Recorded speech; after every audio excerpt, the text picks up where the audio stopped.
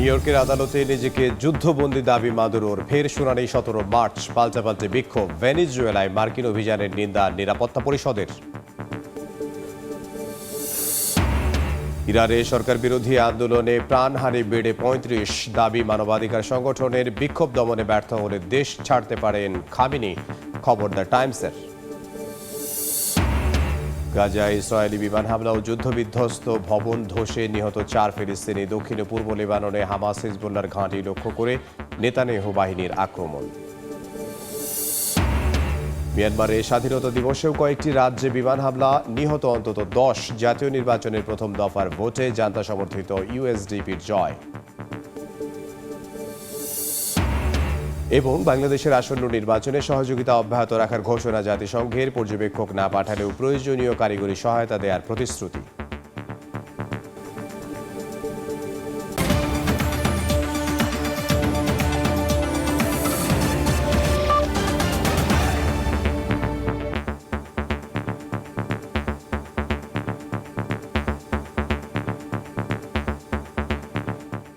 আন্তর্জাতিক সময়ের সঙ্গে আছি আমি ইমদাদুল হক।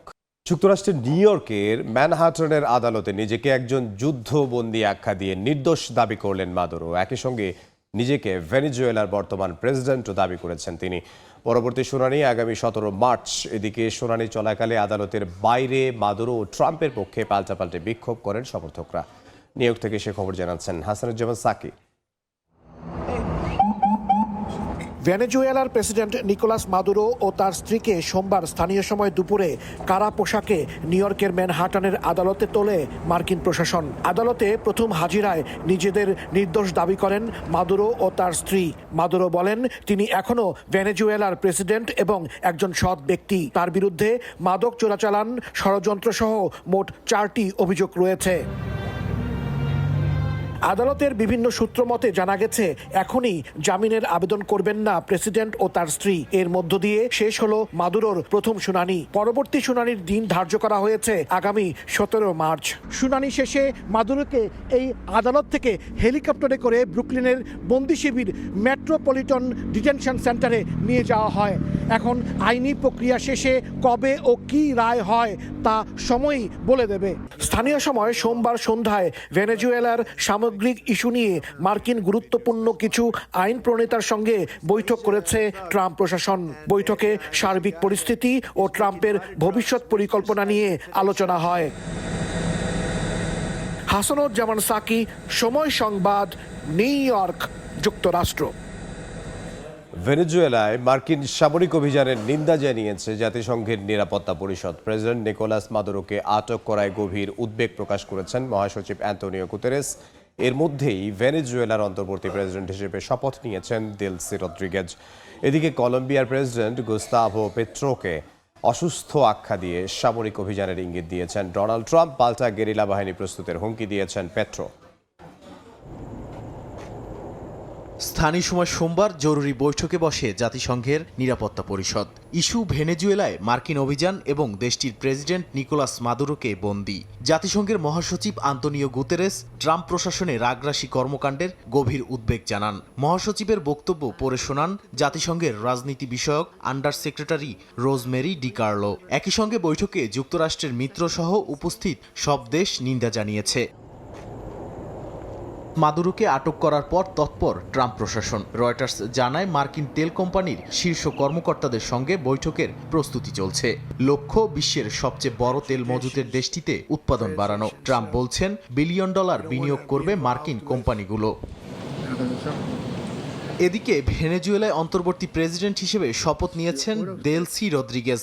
তিনি ট্রাম্পের হুমকির পর যুক্তরাষ্ট্রের সঙ্গে সহযোগিতার বার্তা দিলেও সেনাবাহিনী ঘোষণা দিয়েছে সর্বোচ্চ সতর্কতার।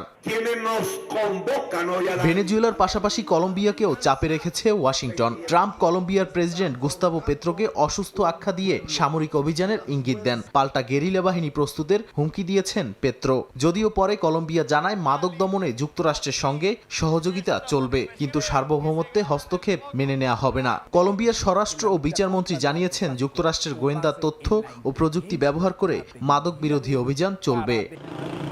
নাদিম মারজান, সময় সংবাদ। অর্থনৈতিক সংকটকে কেন্দ্র করে ইরানে চলমান বিক্ষোভে প্রাণহানি বেড়ে দাঁড়িয়েছে ৩৫ জনে। আটক করা হয়েছে ১,২০০-র বেশি মানুষকে। সোমবার এক প্রতিবেদনে এই দাবি করেছে যুক্তরাষ্ট্রভিত্তিক সংগঠন human rights activist news agency.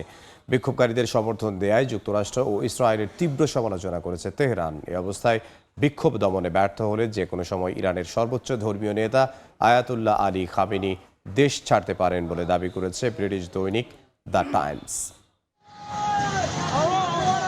পশ্চিমা নিষেধাজ্ঞা আর হুমকি ধমকির মধ্যেই সরকার বিরোধী বিক্ষোভে উত্তাল ইরান।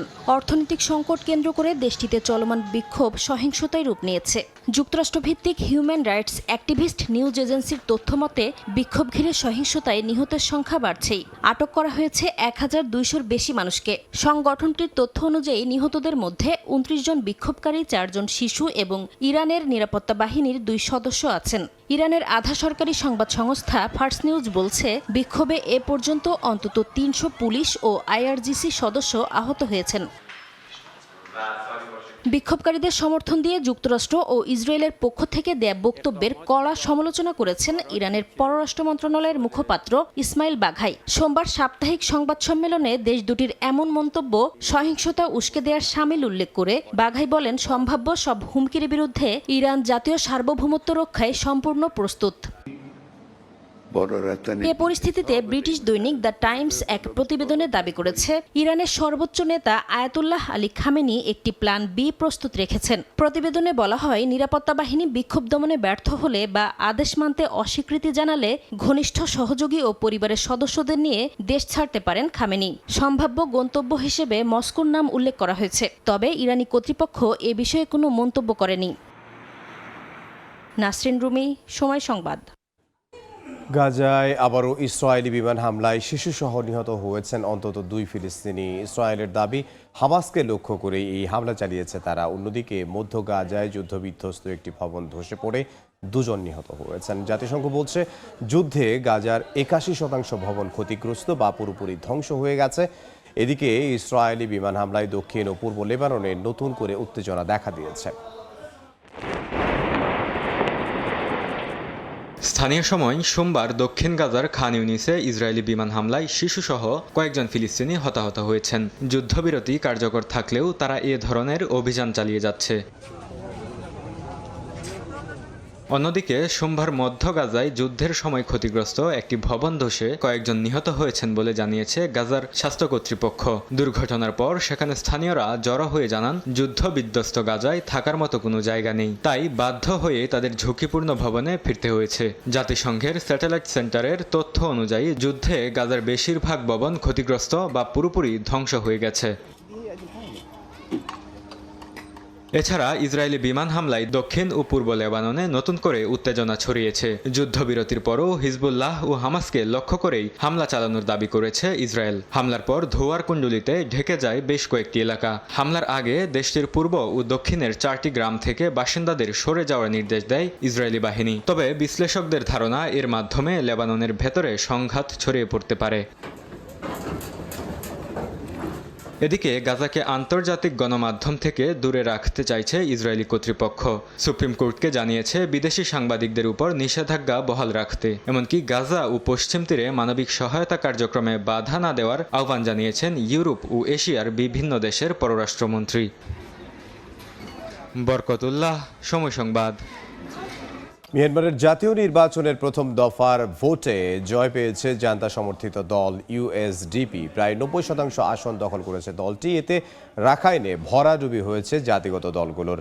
এরই মধ্যে দেশটির স্বাধীনতা দিবসেও জান্তা বাহিনীর হামলা থেকে রক্ষা পায়নি বাসিন্দারা। সাগাইং, মান্দালয় সহ বেশ কয়েকটি রাজ্যে বিমান হামলা ও গোলাবর্ষণে নিহত হয়েছেন অন্তত 10 জন। স্বাধীনতা দিবসে দেশজুড়ে সামরিক হামলা জোরদার করেছে মিয়ানমারের জান্তা বাহিনী। সাগাইং, মান্দালয়, চীন রাজ্য ও উত্তর শানে বিমান হামলা ও গোলাবর্ষণে নিহত হয়েছেন বেশ কয়েকজন। হামলায় ধ্বংস হয়েছে গ্রাম, হাসপাতাল ও একটি বৌদ্ধ মঠ। নিহতদের মধ্যে নারী, শিশু এবং এক ভিক্ষু রয়েছেন। মানবাধিকার সংগঠনগুলোর দাবি, ভোটের আড়ালে যুদ্ধই জোরদার করছে সেনাবাহিনী।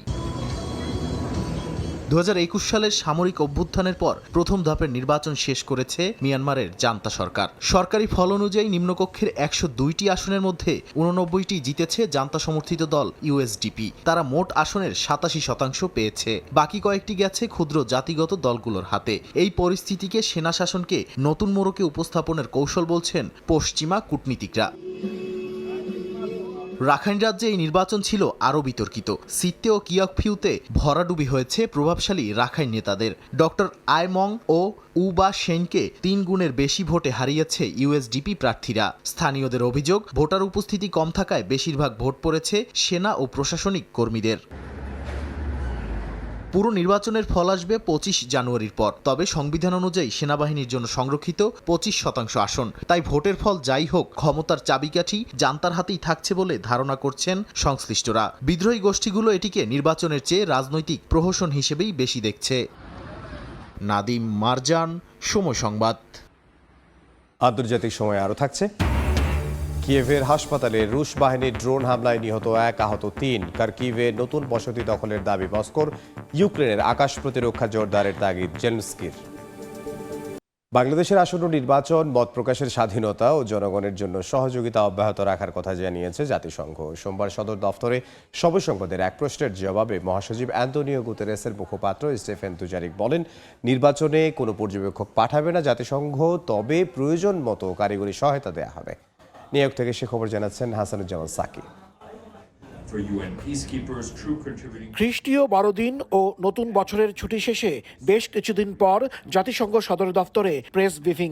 সোমবারের ব্রিফিংয়ে উঠে আসে বিশ্বের বিভিন্ন দেশের চলমান গুরুত্বপূর্ণ বিষয়। ব্রিফিংয়ে সময় সংবাদের এক প্রশ্নের জবাবে মহাসচিব অ্যান্তোনিও গুতেরেসের মুখপাত্র স্টিফেন দুজারিক বলেন, বাংলাদেশের আসন্ন জাতীয় সংসদ নির্বাচনে কোনো পর্যবেক্ষক পাঠাবে না জাতিসংঘ।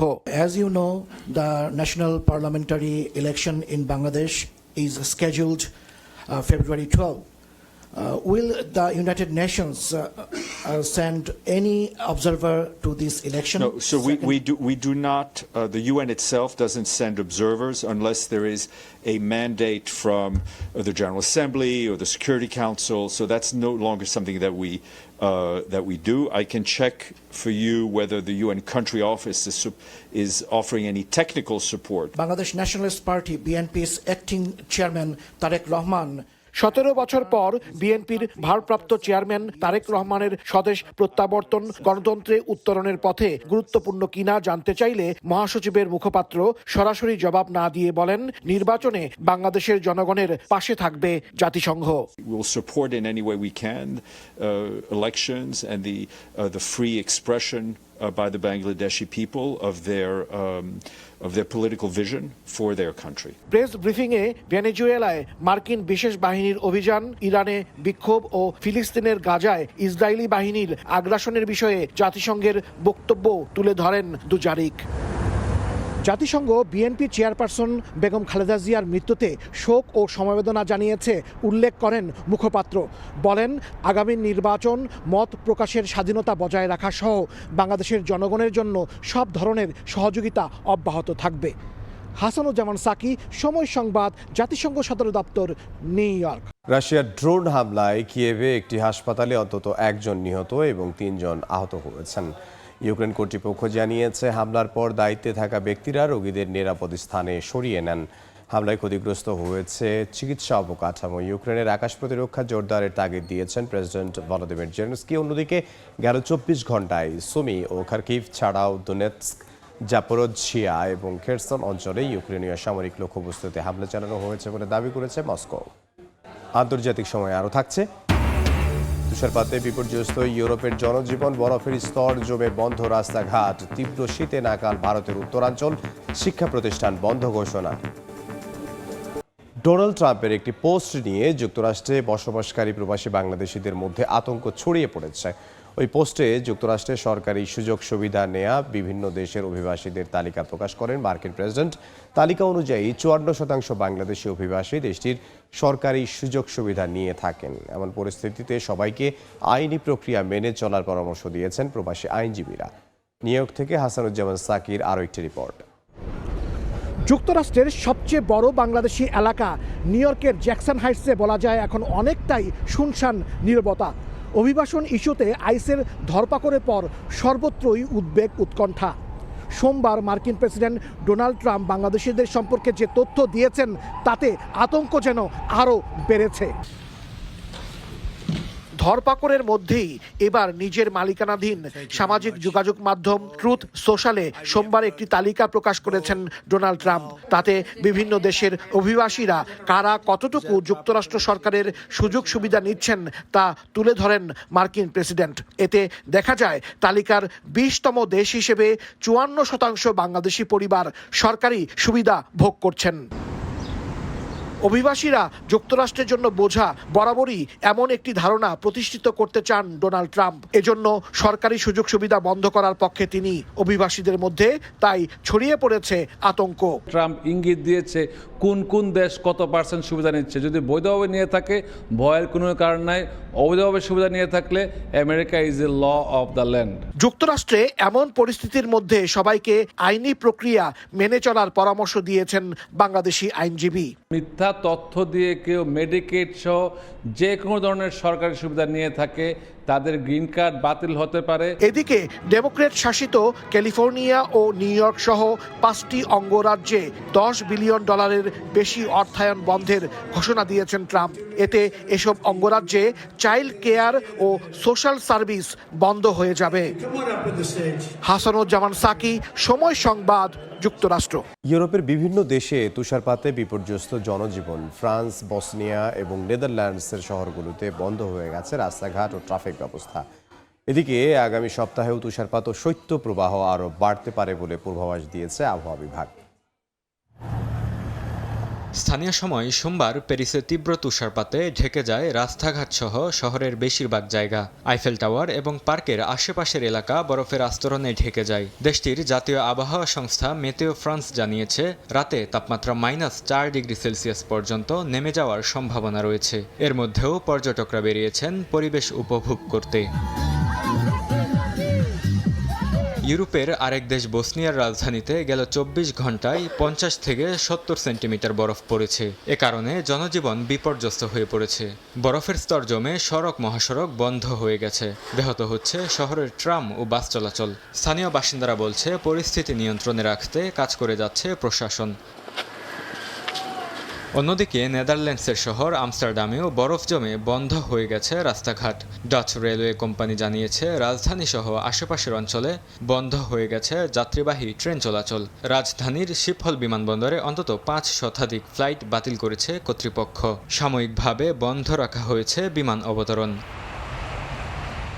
বরকতুল্লাহ, সময় সংবাদ। শীতের তীব্রতায় নাকাল ভারত বেশ কিছু অঞ্চলে এরই মধ্যে শিক্ষা প্রতিষ্ঠান বন্ধ ঘোষণা করা হয়েছে। আগামী কয়েক সপ্তাহেও দেশটির উত্তরাঞ্চলে কয়েক দফায় শৈত্যপ্রবাহ বয়ে যেতে পারে বলে পূর্বাভাস দিয়েছে আবহাওয়া বিভাগ। জানুয়ারির শুরুতেই তীব্র শীত নেমেছে ভারতের বিভিন্ন অঞ্চলে। কয়েকদিনেই তাপমাত্রা কমেছে বেশ কয়েক ডিগ্রি। এতে কনকনে ঠান্ডায় নাকাল হয়ে পড়েছেন বাসিন্দারা। হাড় কাঁপানো অনুভূতি তো রয়েছেই, সঙ্গে কমে এসেছে দৃশ্যমানতা। ঘন কুয়াশায় ঝাপসা হয়ে গেছে চারপাশ। শিশুদের নিরাপত্তার কথা বিবেচনা করে শিক্ষা প্রতিষ্ঠান বন্ধ ঘোষণা করেছে দেশটির সরকার। পিছিয়ে দেওয়া হয়েছে পূর্ব নির্ধারিত পরীক্ষার সময়সূচি। যদিও পাঠ্যশিক্ষার বাইরের কার্যকলাপের জন্য শিক্ষকদের মঙ্গলবার থেকেই বিদ্যালয়ে যাওয়ার নির্দেশ দেওয়া হয়েছে। শীতের সবচেয়ে বিপাকে পড়েছেন নিম্ন আয়ের মানুষ। জীবিকার জন্য যাদের প্রতিদিন বাইরে যেতে হয় তাদের ভোগান্তির শেষ নেই। যানবাহন চালকরাও দুর্ঘটনার ঝুঁকি নিয়ে রাস্তায় নামছেন। এছাড়াও সর্দি কাশি, জ্বরের মতো নানা রোগের প্রাদুর্ভাব বেড়েছে। দেখা যাচ্ছে শ্বাসকষ্টজনিত সমস্যাও। শিশু ও বৃদ্ধরা রয়েছেন সবচেয়ে ঝুঁকিতে। দেশটির আবহাওয়া দফতরের পূর্বাভাস বলছে আগামী কয়েক সপ্তাহে দফায় দফায় শৈত্যপ্রবাহ বয়ে যাবে ভারত জুড়ে। সবচেয়ে বেশি প্রভাব পড়তে পারে উত্তরাঞ্চলের শহরগুলোয়। সাদিয়া তাসনিম, সময় সংবাদ।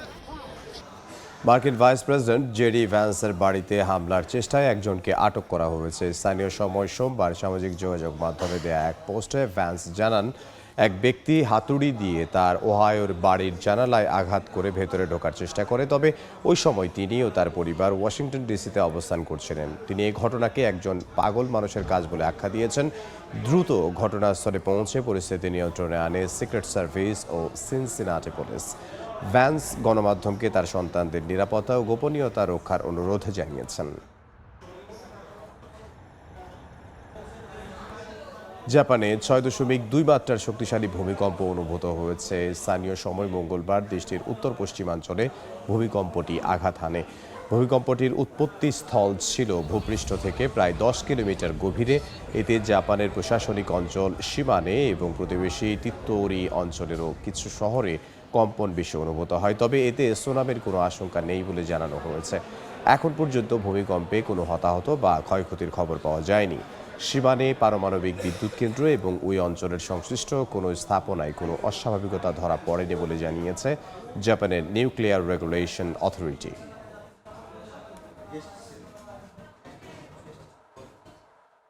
আন্তর্জাতিক সময়ের শীর্ষ সংবাদগুলো জানিয়ে দিচ্ছে আরও একবার।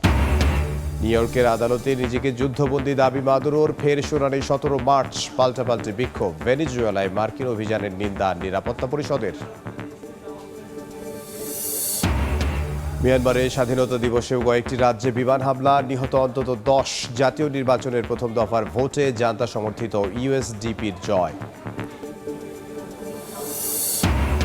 এবং বাংলাদেশের আসন্ন নির্বাচনে সহযোগিতা অব্যাহত রাখার ঘোষণা জাতিসংঘের, পর্যবেক্ষক না পাঠালেও প্রয়োজনীয় কারিগরি সহায়তা দেওয়ার প্রতিশ্রুতি।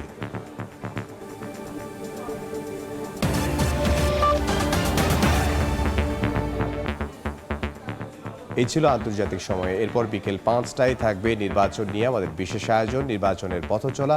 সঙ্গে থাকুন সবাই।